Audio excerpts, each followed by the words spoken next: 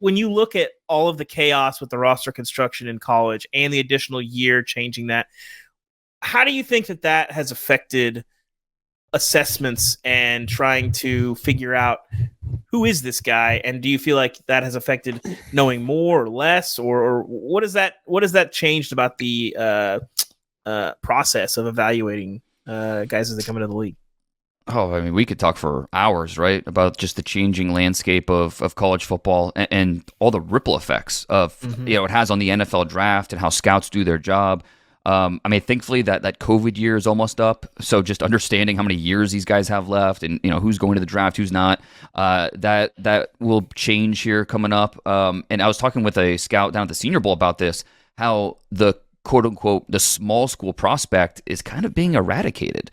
Maybe that's too strong of a word choice, but because of the transfer portal and NIL and the extra COVID year, a lot of these FCS or Division II players, they're getting a chance to make that jump before they get to the NFL. Look at the Senior Bowl roster this year. Only a handful of non-FBS guys. And so there's always going to be small school guys. Maybe they're just loyal to the program. I know, Tucker Kraft, the tight end from South Dakota State last year, he turned down six figures from SEC schools. Alabama wanted him. He stayed put, won an FCS title, still a day 2 pick, worked out just fine for him. And it's not like this is a bad thing. I don't blame players for transferring up and getting more on the radar with NFL teams and getting a chance to play at the highest level.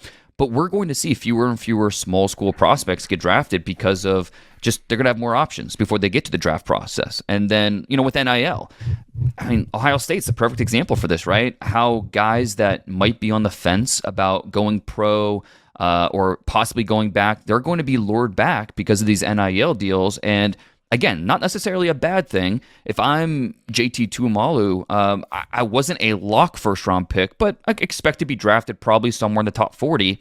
Both Olufashinu, Joe Alt, probably the 2 tackles that are going to be drafted first this year, they said I was the guy that was the toughest challenge for them this year. But there are certain things that I can work on to get better, make myself a first-round type of player, a lock first-round type of player. So I can go back, make quality money, and get better and improve my draft positioning.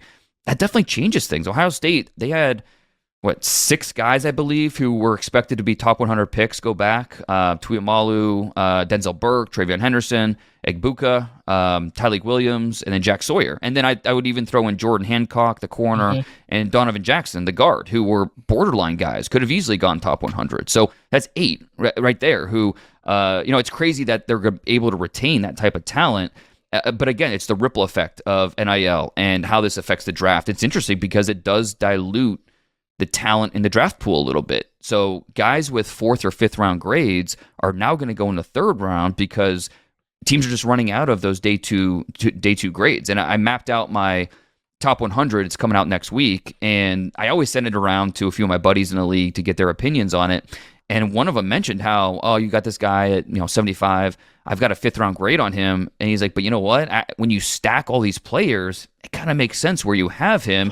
And he was mentioning how, he hopes his boss realizes this. So when he has a 5th round grade on a guy who goes in the mid-3rd, he doesn't look bad because of that. It's that type of draft class with the lack of talent or lack of depth on day 3. So the ripple effects of this and the college football evolution is really interesting. You look at the NCAA tournament, Tyrus Thomas, Patrick O'Brien. I can think of many guys who blow up in the tournament and then blow up their team's draft because people overvalued the tournament.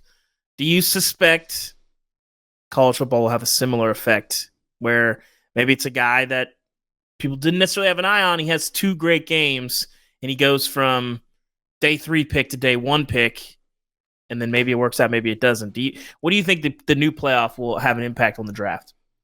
That's certainly what matters because body of work matters over everything, but we're all human, right? I mean, when the lights are the brightest and we see guys perform on the big stage, subconsciously or consciously, I mean, that plays a factor. And so it would have been really interesting if Washington lost that semifinal playoff game. Michael Penix playing the game of his life, best game he's ever played. And if they lost, and that was the last game he ever played, how are we viewing Michael Penix compared to after seeing him against Michigan? It's a really interesting thing there because after that semifinal game, I was like, I don't know what to do with Michael Penix because I gave him a third-round grade. All the feedback I'm getting from NFL teams is third-round grade, but he just looked like a top 20 pick with the way he played against Texas. And then, goes up against Michigan, and it's like, all right, that's the player that I figured we would get. That's what I think more of his tape showed. Mm-hmm. So, but I think to your point, with more games in the playoff, more games that matter in terms of the tournament, that's something that will play a factor. Whether it should or not, that's the different question. But I think it will because we're all human, and when the lights are the brightest and guys perform, there's certain value in that. There's no doubt.